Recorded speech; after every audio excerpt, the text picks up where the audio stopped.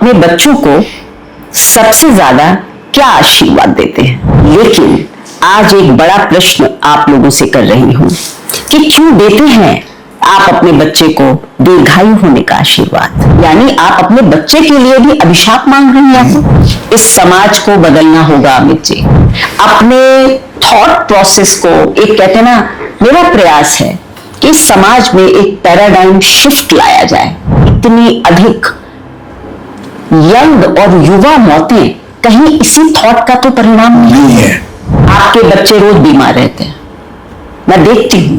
मैंने कहा मैं ज्योतिषी हूं, 25 वर्षों से हर तरह की प्रॉब्लम से, समस्याओं से जूझ रहे लोगों से रोज मिलती हूं। अगर आपके घर के बुजुर्ग प्रसन्न नहीं है तो आपके घर में ये सारी चीजें आने लगी। कैसे आप अपने घर में आनंद से खाना खा सकते हैं जब आपको पता है कि आपके माँ बाप वहां सुखी हैं? हिपोक्रेट्स हैं आप हिपोक्रेट्स हैं और आप लोग अपनी सुरक्षा से खुद दूर हो रहे हैं। ऐसा नौबत आ जाए कि आतंकवादी कहें कि भाई मैं तो इसको मार दूंगा, चोर आ जाए, डकैत आ जाए, कोई भी आ जाए, तो आप अपने बच्चे को खींच के पीछे कर लेंगे और आप कहेंगे मुझे मार दो, मुझे मार दो, बच्चों को छोड़ दो। ईश्वर का वास आपके घर में है, सच मानिए। भले आज वो बोल नहीं सकते, भूलने लगे हैं, बिस्तर पर हैं, लेकिन वो आपको अनवरत रूप से दुआएं दे रहे हैं, अनवरत।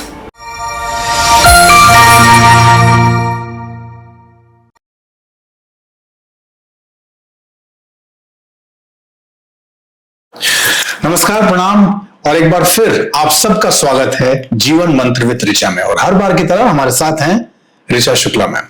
आज का विषय, इस पर बहुत चर्चा हुई और आज का ये एपिसोड शुरू करने से पहले हम ये चाहते हैं और ये चर्चा भी हुई कि ये एपिसोड एक प्रश्न से शुरू होगा और वो प्रश्न आपसे ऋचा मैम स्वयं पूछेंगी। नमस्कार अमित जी। मैम नमस्कार और बहुत बहुत धन्यवाद आपका। आज हम लोग एक बहुत ही विशेष विषय पर बात कर रहे हैं। तो आप सभी लोगों से मेरा एक प्रश्न है कि आप अपने बच्चों को सबसे ज्यादा क्या आशीर्वाद देते हैं? जरूर कमेंट में लिखकर आप बताएंगे। जहां तक मैं मानती हूं, हम लोग सभी लोग अपने बच्चों को एक आशीर्वाद अवश्य देते हैं। हमारे यहाँ ये बहुत बड़ा आशीर्वाद माना जाता है कि व्यक्ति को दीर्घायु होने का आशीर्वाद दिया जाए। हमारे सभी बड़े बूढ़े माता पिता जब बच्चा होता है तो यही आशीर्वाद देते हैं। लेकिन आज एक बड़ा प्रश्न आप लोगों से कर रही हूं कि क्यों देते हैं आप अपने बच्चे को दीर्घायु होने का आशीर्वाद, जब आप स्वयं जो दीर्घायु प्राप्त लोग हैं उनका सम्मान नहीं करते। जब आप अपने माता पिता, अपने सास ससुर, अपने दादा दादी, नाना नानी, जो बुजुर्ग हो जाते हैं, जो दीर्घायु हो जाते हैं, उनको बोझ मानने लगते हैं। क्यों करते हैं ऐसा आप? तो अमित जी, मैं आज इसी विषय पर बात करना चाहती थी कि क्यों ये डुअलिटी क्यों है हमारे दिमागों में, हमारे मस्तिष्क में, कि जो चीज मुझे अपने बच्चे के लिए चाहिए वही अगर कोई और व्यक्ति जो कि मेरे ही माँ बाप हैं या मेरे सास ससुर हैं या मेरे दादा दादी हैं जी, अगर उनको वो नेमत ईश्वर की तरफ से मिली है तो उससे हम क्यों परेशान होते हैं? क्यों पसंद नहीं करते इस चीज को? क्यों उनको बोझ मानते हैं? क्यों वृद्धाश्रम आज बढ़ रहे हैं? जी, बहुत खेद की बात है। तो मैंने सोचा कि इस विषय पर आप लोगों को अवश्य सोचना है और मेरा काम ही ये है, मेरा और अमित जी का दोनों का काम ही ये है कि आपके मन को कुरेदा जाए, मजबूर किया जाए कि आप अपने थॉट प्रोसेस को बदलें। सच मानिए, अगर आप ऐसा करेंगे तो बहुत फायदे में रहेंगे। क्योंकि ये प्रकृति कभी भी द्वैत या डुअलिटी, दो तरह के थॉट्स समझ नहीं पाती है। अब इस बात को अमित जी आगे बढ़ाएंगे। जब आप ये बात कह रही थी मैम, तो मुझे लगा कि और एक बात आप सब लोगों को जरूर इस बात का पता भी होगा, और बहुत सारे लोग जो नए जुड़ रहे हैं अगर उनको नहीं पता तो ये बात आप जान लीजिए कि ये जितने भी विषय चुने जाते हैं ये अनुभवों के आधार पर है। ऐसा नहीं है ये विषय रैंडम हमें उठा लेते हैं। ये ऐसे विषय होते हैं जिससे कभी ना कभी ऋचा मैम के कुछ ऐसे अनुभव हैं, कुछ ऐसे लोग जीवन में मिलते हैं उनसे, जिनसे मिलने के बाद उन्हें ऐसा लगता है कि इस विषय पे बात करनी चाहिए, इस विषय पर बात होनी चाहिए। आपने बड़ी सुंदर बात उस दिन कही थी जब मैम चर्चा हो रही थी, और आपने कहा था कि वो बुजुर्ग जो आज आपके लिए बोझ लग रहे हैं, उनके माँ बाप ने भी उनके दीर्घायु होने का आशीर्वाद मांगा होगा। बिल्कुल। वो उनके माँ बाप के आशीर्वाद का क्या, और आप अपने बच्चों के माँ बाप हैं, तो आप माँ बाप के तौर पे और वो माँ बाप के तौर पे सारे आशीर्वाद तो समान है ना। बिल्कुल। फिर भिन्नता क्यों? बिल्कुल, क्योंकि आप किसी और के आशीर्वाद का असम्मान कर रहे हैं। जब आपके माता पिता छोटे होंगे तो उनके माता पिता ने भी तो यही आशीर्वाद दिया होगा जी कि दीर्घायु हो, सदा स्वस्थ रहो, सुखी रहो।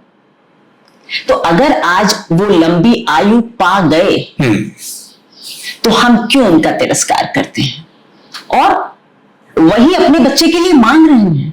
यानी आप अपने बच्चे के लिए भी अभिशाप मांग रहे हैं। तो इस समाज को बदलना होगा अमित जी। अपने थॉट प्रोसेस को, एक कहते हैं ना, मेरा प्रयास है कि इस समाज में एक पैराडाइम शिफ्ट लाया जाए। पैराडाइम शिफ्ट का मतलब होता है सोचने का तरीका बदलना जी। क्योंकि हम ना एक तरह से सोचते चले जा रहे हैं और हमें लगने लगा है कि यही सही तरीका है। और आप सच मानिए कि आप प्रकृति से दूर हो रहे हैं क्योंकि ये जो यूनिवर्स है ना, ये कुछ नहीं समझता। ये केवल और केवल आपका इंटेंशन समझता है जी। क्योंकि आप जब बहुत अच्छे मन से अपने बच्चे को सफल, सुखी, दीर्घायु होने का आशीर्वाद दे रहे होते हैं और वही उसी के थोड़ी देर बाद आप अपने घर में बैठे बूढ़े माँ बाप को तिरस्कार की नजर से देखते हैं, बस वही प्रकृति कंफ्यूज हो जाती है। ये कौन व्यक्ति है, क्या चाहता है? ये तो आयु का सम्मान करता नहीं, तो मैं इसको दूं या नहीं दूं? याद से समझिए, ध्यान से समझिए कि ये प्रकृति हमारे इंटेंशन पर चलती है। जहां आप इससे भटकते हैं, आप प्रकृति को कंफ्यूज करते हैं। मुझे लगने लगा है कि शायद इतनी अधिक यंग और युवा मौतें कहीं इसी थॉट का तो परिणाम नहीं है कि हम आयु का सम्मान नहीं कर रहे। तो प्रकृति ने कहा किसी को आयु चाहिए ही नहीं, तो ठीक है। अगर आपको लक्ष्मी प्राप्त करनी है तो पहले लक्ष्मीवान व्यक्ति का सम्मान करना होगा। अगर आप ये कहते रहोगे अरे ये बहुत बेकार आदमी है, इसने चालबाजी से कमा लिया, इसने ये कर लिया, आप उसका नहीं, आप लक्ष्मी का सम्मान करिए। आप ये कहिए कि भाई जो भी है लक्ष्मी ने तो उनके ऊपर कृपा की है, बात खत्म।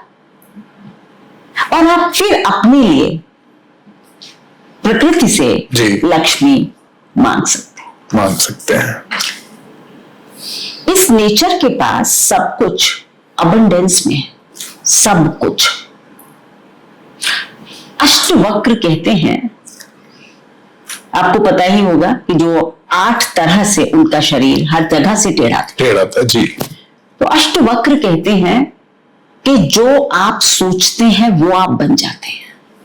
ये अष्टवक्र कहते हैं। ये आजकल मैनिफेस्टेशन और ये सब जो चल रहा है ये आज का नहीं है, ये हमारे बड़े ज्ञानियों का पुराना मसाला है जो आज मिलाकर आपको नए शब्दों के साथ परोसा जा रहा है। वो कहते हैं कि अगर आप दिन भर निर्धन सोचते हैं खुद को, मेरे पास कुछ नहीं है, कुछ नहीं है। आप एक दिन निर्धन हो जाएंगे।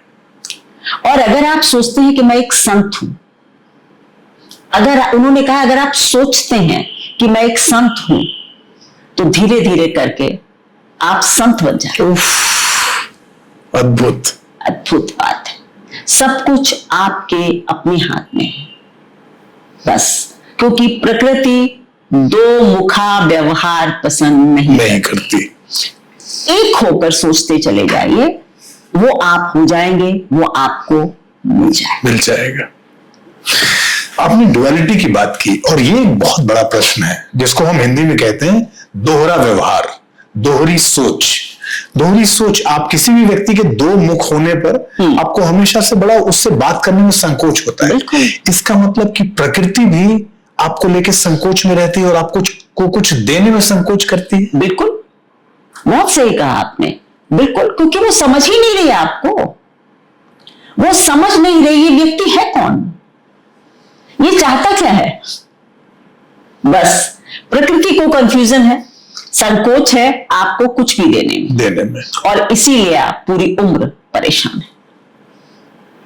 आपके बच्चे रोज बीमार रहते हैं, मैं देखती हूं, मैंने कहा मैं ज्योतिषी हूं, 25 वर्षों से हर तरह की प्रॉब्लम से, समस्याओं से जूझ रहे लोगों से रोज मिलती हूं, 8 से 10 लोगों से मिलती हूं।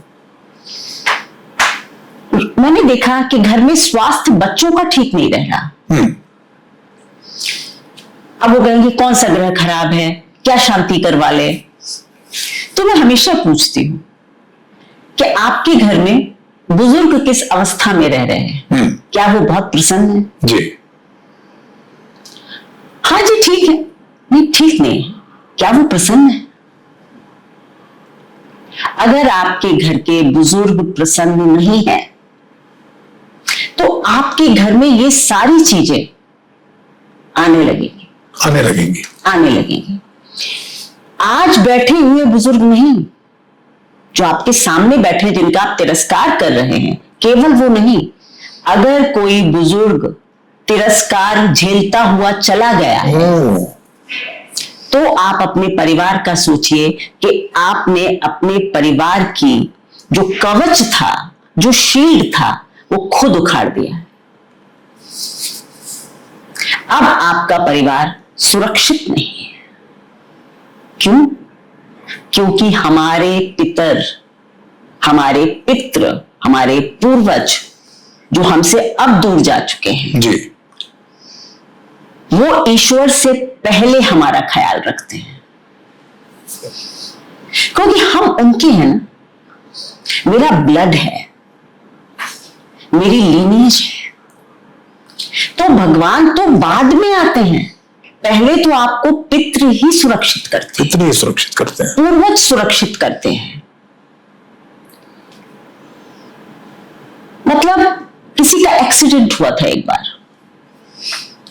लड़के का, तो मतलब मेरे गूज़बम्प्स होते हैं, मेरे पास घटनाएं ऐसी हैं, मैं क्या करूं।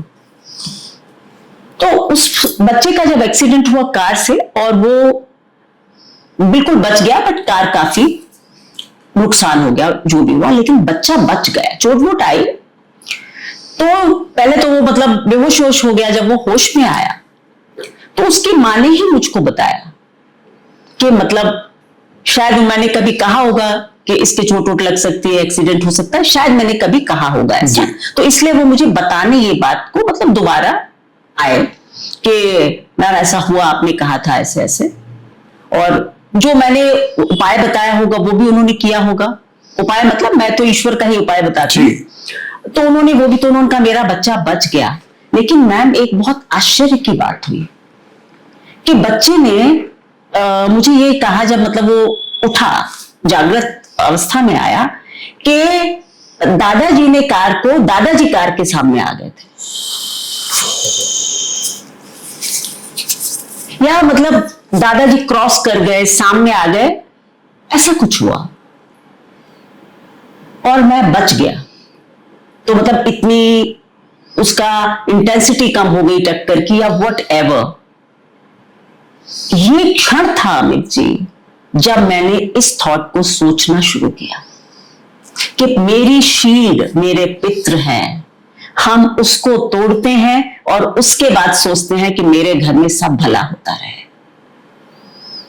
कभी किसी बुजुर्ग को आपके आंसू आ रहे हैं और मैं देख रही हूं कि आप इमोशनल हो रहे हैं, लेकिन ये बात बिल्कुल सच है।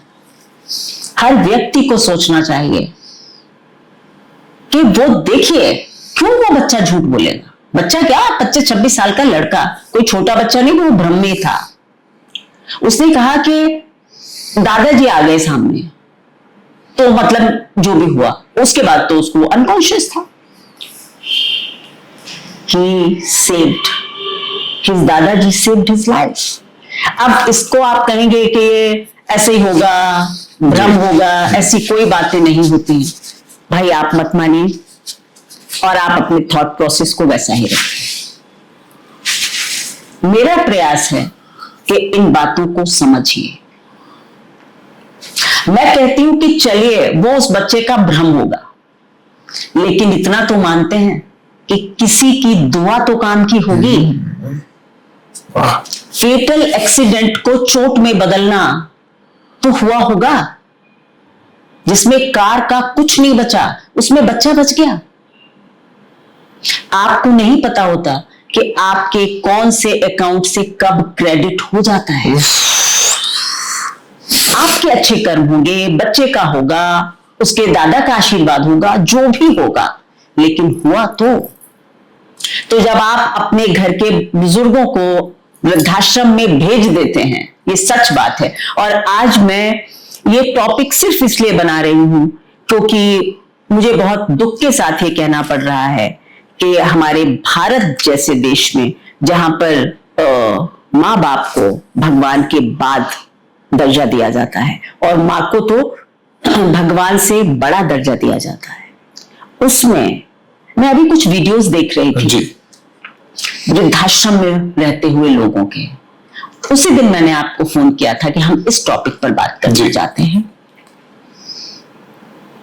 कैसे आप रह सकते हैं,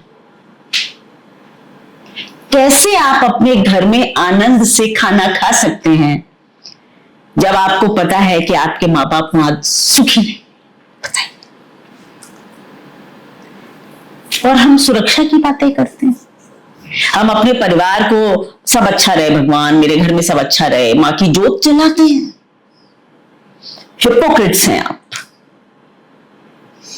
आप हिपोक्रेट्स हैं और आप लोग अपनी सुरक्षा से खुद दूर हो रहे हैं। जिस घर में मां बाप का सम्मान नहीं होगा उसमें ऐसा ही होगा। आज नहीं तो कल होगा, कल नहीं तो परसों होगा, इस जन्म में नहीं तो अगले में होगा, लेकिन होगा। क्योंकि मैंने एक बार और भी बहुत छोटे रूप में आपसे कहा था कि जब आप अपने माँ बाप से ये कहते हैं कि आपने मेरे लिए क्या किया, तो आप उसकी अपनी पूरी एग्जिस्टेंस को नकार देते हैं। क्या किया है? यानी आप अपने आप से इतने सब मतलब बड़े हो गए, सब हो गया, और फिर आपके घर में अगर आपके और आप अपने बढ़ते हुए बच्चों को देखकर कितने प्रसन्न हो रहे होते हैं कि अरे भाई अभी इंजीनियर बन गया, अभी आईएएस बन गया। लेकिन आप ये मान के चलिए कि आपने व्याधियों के यानी रोगों के, आपने सुख शांति के, आपने समृद्धि के रास्ते आप धीरे धीरे बंद कर रहे हैं। तो डुअलिटी से बचिए। यहां पर एक और बात है कि मैं अपने मां बाप का तो भला चाहती हूं और वही अपने मदर इन लॉ या फादर इन लॉ का भला नहीं चाहती। आप बताइए कौन मेरी विश ग्रांट कर देगा? क्योंकि ये सही नहीं है ना जी, ये सही नहीं है, ये मेरा थॉट ही सही नहीं है। तो विश तो दूर की बात है कि ग्रांट होगी। अगर आप अपने अब देखिए, कुछ लोग इसमें ये भी कमेंट करेंगे अमित जी, मुझे पता है कि कई लोग कहते हैं कि बच्चे हमेशा गलत नहीं होते, माँ बाप की भी गलतियां होती हैं, और इसको मैं मानती हूं। क्योंकि जो मैंने वीडियो देखा था उसमें जो वृद्धाश्रम की संचालिका थी, उन्होंने ही कहा कि हर बार बच्चों की गलती नहीं होती। ये सच भी है, पर मैं ये सोचती हूं कि क्या आपने, जब तक आप 15, 20, 25 साल के हुए होंगे, क्या आपने गलतियां नहीं की थी? क्या आपके माँ बाप ने आपको घर से निकाल दिया था? तो अगर गलती की बात है तो गलतियां तो सब करते हैं, तो घर से तो नहीं निकाला जाता गलती के लिए। किया था क्या? और फिर कुछ लोग कहेंगे कि मेरी माँ ने मेरे साथ बहुत बुरा किया। देखिए, वो मैं हमेशा कहती हूं कि ये कार्मिक रिश्ते होते हैं, जहां पर नॉर्मल रिश्ता, मतलब जैसे हम लोग ये मानते हैं कि माँ और बच्चे का रिश्ता कभी गलत नहीं हो सकता जी, ये हम मानते हैं। अगर आप में से कुछ लोग ऐसे हैं जिनका माँ और आपका ही रिश्ता अच्छा नहीं है, तो आप सच मानिए कि ये आपका कार्मिक रिश्ता है। उसके लिए आपको या तो किसी ज्योतिषी से सलाह लेनी पड़ेगी, या किसी साइकेट्रिस्ट वगैरह के पास जाइए, मानसिक ग्रंथियों को खोलिए और चीजों को सॉर्ट आउट कीजिए। वो एक एक्सेप्शनल बात है, मतलब ये नॉर्मल नहीं है। कहते हैं ना कि पूत कपूत सुने जग में, पर माता नहीं कुमाता, यानी नॉर्मली यही है। तो अगर आप में से किसी के साथ ऐसा हो रहा है कि आपकी माँ ही आपको कष्ट दे रही है, तो फिर ये मानिए कि ये कार्मिक है। अपनी माँ की सोल से क्षमा मांगिए रोज। कई बार आपको लगता होगा मेरी माँ इतनी बुरी है, मैं उससे माफी नहीं मांग, किस बात की माफी मांगू, वही मेरे साथ बुरा करती है। मत मांगिए, ध्यान में बैठिए 2 मिनट और अपनी माँ के सोल से माफी मांगिए कि ये एबनॉर्मल चीज मेरे साथ क्यों हो रही है। कुछ ना कुछ मैंने पिछले जन्मों में जरूर इनके साथ ऐसा किया होगा, जिसकी वजह से आज ये एक्सेप्शनल बिहेवियर मेरे साथ हो रहा है। तो फिर ये सोल की थेरेपी मैं बहुत लोगों से करवाती हूं कि आप उस व्यक्ति की सोल से माफी मांगिए, चीजें बदलती हैं, ठीक होती हैं। आपने मैम कहा कमेंट में बहुत सारे लोग लिखेंगे, उसी जगह एक भाव ये भी है कि बहुत सारी लड़कियां या बहुत सारी महिलाएं ऐसा भी हैं जो लिखेंगी कि मेरी माँ जैसी है, मेरी सास वैसी नहीं, तो मैं माँ और मदर इन लॉ का सम्मान बराबर कैसे करूं। और ये प्रश्न उन करोड़ों महिलाओं का हो सकता है। इस पे आपका टेक जानना चाहूंगा कि एक लड़की जब ब्याह करके आती है तो माँ के घर से सास के पास जाती है, तो वो कहती है कि आप मेरी माँ कभी नहीं बन पाई, जो नाराज होती है, जिनके अंदर ये भाव होता है कि मेरी माँ तो वो थी, आपने मुझे बहू बोला, बहू बेटी तो बोला, बेटी कभी माना नहीं। इस पे क्या टेक है आपका? देखिए, मैं ये कहूंगी कि कभी भी माँ के अलावा कोई आपकी माँ हो ही नहीं सकता। जिसने जन्म दिया है उससे बड़ा कोई नहीं। तो बस यहां ये बताइए कि क्या आपने अपनी सास को मां माना था? आंसर होगा नहीं। जो ये कह रहा है कि मैंने माना था, देखिए, मां और पिता तो बस एक होते हैं। इसलिए ये उम्मीद ही गलत है कि मेरी सास मेरी मां बन जाएगी। लेकिन मुझे केवल ये सोचना है कि ये मेरे पति की मां है और मैं अब अपने पति का आधा अंग हूं, अर्धांगिनी हूं। तो ये मेरी भी मां है, मां जैसी है जी। जैसी शब्द पर गौर कीजिए। जितना प्यार वो अपने बेटे से करेंगी उतना आपसे नहीं कर सकती। जब एक ही शर्त है, कहते हैं कि पूजा से और सेवा से पत्थर भी मोम बन जाते हैं जी। तो आप अगर जीत सकती हैं किसी का दिल, तो वो आप अपनी सेवा भावना से जीत सकती हैं। आज के समय में ये सब पॉसिबल नहीं है। बच्चियां काम कर रही हैं, वर्किंग हैं, तो वो सास की सेवा भी नहीं कर सकते, जो मतलब पिछले समय में हम लोग करते थे जी। कि रोज रात में पैर दाबकर हम सोते थे। तो अब चलिए वो सब मैं चाहती भी नहीं हूं, क्योंकि वो मुझे तभी भी कोई बहुत पसंद नहीं था। मैं एक प्रोग्रेसिव महिला हूं, लेकिन फिर भी जो समाज के नियम थे हम उसको फॉलो कर रहे हैं। जी। आजकल आप वो ना करें, लेकिन हाँ कम से कम आप कभी उनको भी, उनकी भी किसी बात की तारीफ कर सकती हैं। कभी अगर देखिए आप वर्किंग हैं, आपकी माँ सास ने कुछ घर में खाना बनाया, आप आके कभी यही कह दें गले लग के कि आज मम्मा बहुत अच्छा खाना बनाया। हाँ, वाह, बहुत सुंदर। इतना काफी है, इतना काफी। क्योंकि इतना तो हम सब लोग समझ चुके हैं जी। कि ये सब वो नहीं है समाज कि बहुएं सेवा वगैरह का तो अब नहीं विचार है अधिक, लेकिन कम से कम प्रेम का तो है। प्रेम का है। और इसी तरह मैं महिलाओं में सासों से भी कहूंगी जी। कि अगर आपकी बच्ची मतलब थककर ऑफिस से आती है और आप उसको कहती है चाय दे दूं, तो अगर बहू आती है तो उसको भी दे दीजिए। वाह, बहुत सुंदर। बच्चा तो वो भी है, उसकी भी वही उम्र है, तो उससे क्यों एक्सपेक्टेशन है कि घर आके कपड़े बदलो और चाय बनाओ? गलत है ना। देखिए मैंने क्या कहा, दोहरा व्यवहार, ये डुअलिटी, यहाँ डुअलिटी देखिए फिर से आ गई। बस दोहरा नहीं चलेगा। अगर मैं उठ सकती हूँ तेजी से अपनी बच्ची के लिए, जी। कैसे चाय पियोगी कॉफी पियोगी, बैठो आराम करो थोड़ी देर, थक गई होगी, ये हम बहू से जिस दिन कहेंगे निश्चित रूप से, देखिए आप बताइए अमित जी, क्या कोई भी लड़की ये सोचकर आती है कि मैं घर जाकर लड़ने लगूंगी? सोचकर नहीं आती है। इन जनरल सभी सोचते हैं अच्छा जीवन चले। एक्सेप्शंस हर जगह होते हैं, जो मैं पहले ही कह चुकी हूं, उस पर मैं नहीं जाऊंगी, बट आम स्त्रियां यही सोचकर आती हैं अच्छा घर चले, अच्छा परिवार चले, सुख शांति रहे, शादी हो रही है तो भाई अच्छा चले। तो बस ये जो डुअलिटी है ये छोड़ दीजिए ना, दोहरा व्यवहार। उस बहू को कभी महसूस कराइए कि बिल्कुल आप वैसे ही कहती जैसे मेरी माँ कहती थी कि चाय पी लो। क्यों नहीं कहती हैं?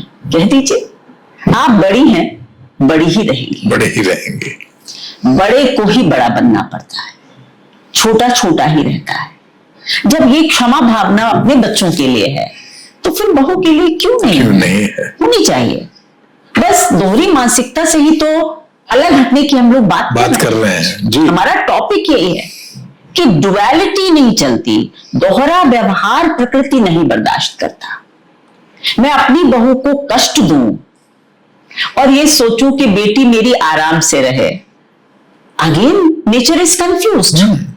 यार ये एक बच्चे का बुरा और एक बच्चे का अच्छा क्यों मांग रही? उसको नहीं पता ये आपकी बहू है और ये लड़की है। ट्रू। प्रकृति को नहीं पता है कि ये मेरी बेटी है, ये मेरी बहू है। वो तो ये सोच रही है यार ये एक बच्चे को तो मार रही है, डांट रही है और दूसरे के लिए अच्छा मांग रही। नहीं यार, गड़बड़ है कुछ। ये बात। तो जब आप अपनी बहू को प्रेम नहीं दे रहे, आप सच मानिए कहीं ना कहीं आपकी बेटी को भी वहां पर प्रेम नहीं मिल रहा होगा। क्योंकि आप हमेशा ये कहती हैं कि कहीं ना कहीं वो कर्म आपके घूम के वहां तक पहुंचना ही पहुंचना आते ही हैं। जैसे मंत्र होते हैं जी। हम लोग मंत्र क्यों पढ़ते हैं? कोई समृद्धि का मंत्र है, कोई सुरक्षा का मंत्र है। ये हमारे ऋषियों ने मतलब फ्रीक्वेंसी सेट करके उतने अक्षरों को लेकर और ये सब बनाए। तो ये काम कैसे करते हैं? जी। आपने पढ़ा तो काम कैसे करने लगते हैं? मंत्रों की ऊर्जा आप यूनिवर्स में भेजते हैं, वो ठीक उसी फ्रीक्वेंसी पर जाकर टकराते हैं और वापस आप तक आते हैं। जी। प्रभाव होने लगता है। आपकी हर बात जिस फ्रीक्वेंसी से आप कर रहे हैं, अगर आपने आज अपनी बहू के साथ दुर्व्यवहार किया है, ये आपका पूरा का पूरा ऊपर चला गया यूनिवर्स में, सॉरी, और अब ये आप तक वापस आएगा। अब क्योंकि आप तो बेटी है नहीं, आप तो अपने घर पर राज कर रही हैं, पर आपकी बेटी तो वल्नरेबल है जी। वो तो कहीं है ससुराल में। उसके साथ ये व्यवहार, आपका ये व्यवहार उस तक चला जाए। तो अगर आप अपने लिए अच्छा चाहते हो तो सबके लिए अच्छा करना होगा अमित जी। इसीलिए इस भारत में कहा गया था, सर्वे भवन्तु सुखिना, सर्वे सन्तु निरामया, सर्वे भद्राणि पश्यन्तु मां कश्चित् दुख भाग भवेत्। कभी किसी को दुख का भागी ना हो, कभी किसी को दुख ना मिले। क्यों कहा गया था कि भाई जब सबका अच्छा होगा तो ही मेरा अच्छा होगा। मैं तो रोज कह रही हूं सर्वे भवन्तु सुखिना, एक ही थॉट है मेरा, रोज ऊपर जा रहा है। नेचर इज कूल, ये बंदा सॉर्टेड है, इसके दो थॉट है ही नहीं। अमित जी का बुरा हो जाए, इन बच्चों का अच्छा हो जाए, उनका खराब हो जाए, नहीं। मेरा एक थॉट है, सर्वे भवन्तु सुखिना, बात खत्म। मेरी लाइफ बेटर हो जाएगी, मेरी लाइफ बेटर हो जाएगी। नेचर कंफ्यूज नहीं, आप लोग कर रहे हैं अपना जानिए। मैम, उस दिन की बातचीत में आपने एक बड़ा सुंदर सा उदाहरण दिया था और आपने कहा था कि अच्छा मान लीजिए आतंकवादी घर में घुस जाए तो आप आगे होके अपने बच्चों को अपने पीछे कर लेते हैं। मैं चाहता हूं वो एग्जाम्पल लोग सुने, आपसे स्वयं सुने। देखिए अमित जी, मैं आपसे बात जब उस दिन हो रही थी तो उदाहरण दिया था मैंने, याद है मुझे। मैंने कहा था कि अगर घर में आतंकवादी घुस आते हैं तो सबसे ज्यादा उस वक्त डरे हुए कौन होते हैं? बच्चे जी। और आप उस वक्त क्या करते हैं कि सबसे पहले अपने बच्चों को गले लगाते हैं, चिपकाते हैं अपने आप से और ये कहते हैं मैं हूं, चिंता मत करो। और अगर ऐसा नौबत आ जाए कि आतंकवादी कहें कि भाई मैं तो इसको मार दूंगा, चोर आ जाए, डकैत आ जाए, कोई भी आ जाए, तो आप अपने बच्चे को खींच के पीछे कर लेंगे और आप कहेंगे मुझे मार दो, मुझे मार दो, बच्चों को छोड़ दो, छोड़ दो, छोड़ दो। आप मतलब उसके लिए पैरों पे गिर जाएंगे। ठीक वैसा ही आपके माँ बाप, आपके घर के बुजुर्ग महसूस करते हैं जब आप उनको वृद्धाश्रम छोड़कर आते हैं और आप कहते हैं आज से आप यहां रहेंगे।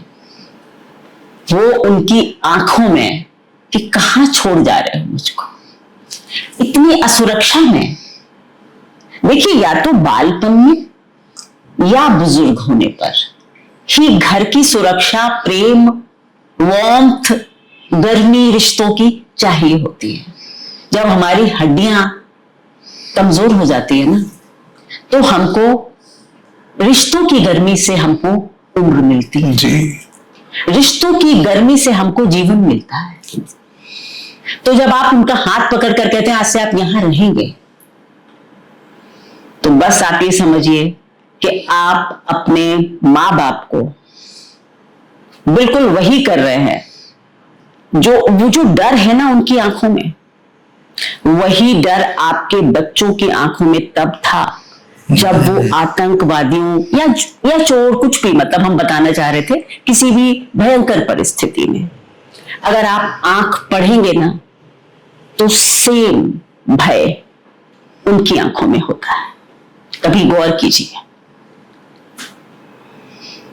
वो डरे हुए होते हैं, वो आपसे कुछ नहीं कह पाते, बस एक बात कहते हैं, तुम ऐसा कैसे कर सकते हो।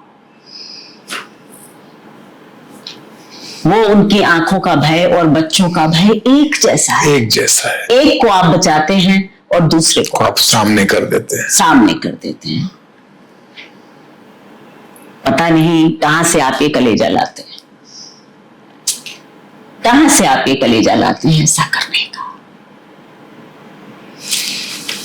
जो बात कभी हम सोच भी नहीं सकते, लोग कर जाते हैं। बड़ा दुख है और कष्ट है मुझे इस बात का कि समाज में ऐसा हो रहा है। अगर आप लोग मुझसे प्रेम करते हैं, मेरी बातों का सम्मान करते हैं, बहुत बार आप लोग लिखते हैं ऋचा जी आप बहुत अच्छी बातें करती हैं, इस बात को सबसे अधिक मानिए, मां बाप का सम्मान कीजिए प्लीज। ये चलिए थोड़ा स्वार्थी हो जाइए। अगर आप अपने घर में अपने बड़े बुजुर्गों का सम्मान कर रहे हैं तो आप मानिए कि आप अपने घर में देवों का वास करवा रहे हैं। ईश्वर का वास आपके घर में है, सच मानिए। भले आज वो बोल नहीं सकते, भूलने लगे हैं, बिस्तर पर हैं, लेकिन वो आपको अनवरत रूप से दुआएं दे रहे हैं, अनवरत, लगातार। भले ही उनको आप कुछ भी ना समझ रहे हो, लेकिन उनकी दुआएं चल रही हैं। आप लोग अगर मेरी बातों का सम्मान करते हैं तो आज जो बात मैंने आपसे कही है, मैं चाहती हूं, ये मेरी आप सभी से रिक्वेस्ट है कि मेरी इस बात को अवश्य मानिए, क्योंकि इससे आपका भी फायदा है। क्योंकि ये भौतिकवाद में ना, उपयोगितावाद के समय में हम कोई भी वो काम नहीं करते जो कि हमारे लिए फायदेमंद नहीं होता। तो अगर सेल्फिश होकर भी सोचेंगे तो भी पाएंगे कि आपको अगर जीवन पर्यंत के लिए कोई अपने जीवन में कोई कष्ट नहीं चाहिए, मैं ये नहीं कहूंगी कि ऐसा करने से कभी कष्ट नहीं आएगा, ये मैं नहीं कह रही हूं, लेकिन हां, मैं ये विश्वास करती हूं कि जीवन में दुआओं का बैंक अकाउंट भरते रहिए। कहां पर, कैसे, कब क्रेडिट हो जाएगा आपको नहीं पता। और हमारे लिए सबसे अच्छी दुआ केवल और केवल हमारे बड़े बुजुर्ग ही करते हैं, ये ध्यान रखिए। बहुत बहुत धन्यवाद मैम इस पूरी बातचीत के लिए। और ये इनसाइट्स, मुझे लगता है आप भी इतनी इमोशनल हुई इन बातों को करते हुए, मेरे भी आंसू आए। और सोचिए वो दर्द जब छलकता है, जब आप वो देख रही होंगी और जब ये भाव आया होगा कि इस पर बात कितनी आवश्यक है। मुझे लगता है आपने जो लोगों से कहा है, जो अपील की है, जो निवेदन किया है, उसको हमें सुनने वाले, क्योंकि आपको लोग बहुत गंभीरता से सुनते हैं और उसको आत्मसात करने का भी प्रयास करते हैं। तो जी हाँ, बिल्कुल अमित जी, बहुत लोगों ने मुझे कहा कि आपका ये वीडियो देखकर मैंने अपनी लाइफ स्टाइल में ये परिवर्तन किया किया। तो मुझे लगा कि चलिए 1, 2, 4, 10 कुछ भी लोग अगर मेरी इस बात को समझेंगे तो समाज में कुछ परिवर्तन प्रारंभ होगा। बहुत बहुत धन्यवाद मैम आज की इस बातचीत के लिए। और आप लोगों से एक बार पुनः, हमने पिछली बार कहा था और एक रिसर्च से हमें जानकारी प्राप्त हुई थी कि 90% लोग जो हमें देख रहे हैं उन्होंने अभी तक जीवन मंत्र विद ऋचा को सब्सक्राइब नहीं किया है, लेकिन आपने सब्सक्राइब किया, संख्या बढ़ी है। एक बार फिर वही निवेदन कि सब्सक्रिप्शन का बटन दबा लीजिए, नए एपिसोड्स जो हमारे आते हैं उसके नोटिफिकेशंस को भी ऑन कर लीजिए, ताकि ऐसी इनसाइट वाली बातें आप तक लगातार पहुंचती रहें। सबसे आखिर में मैम ने जो कहा, उसी 2 पंक्ति से इस एपिसोड को खत्म करूंगा। बनारस वाले गुरुजी बड़ी सुंदर बात कहते हैं। वो कहते हैं कि बाबा बाबा सब कहें, माई कहे न कोई, बाबा के दरबार में माई कहे सो होए। तो जो मां कहती है बाबा वही करते हैं। प्रभु तभी प्रसन्न होंगे जब मां को प्रसन्न रखिएगा, जब पिता को प्रसन्न रखिएगा।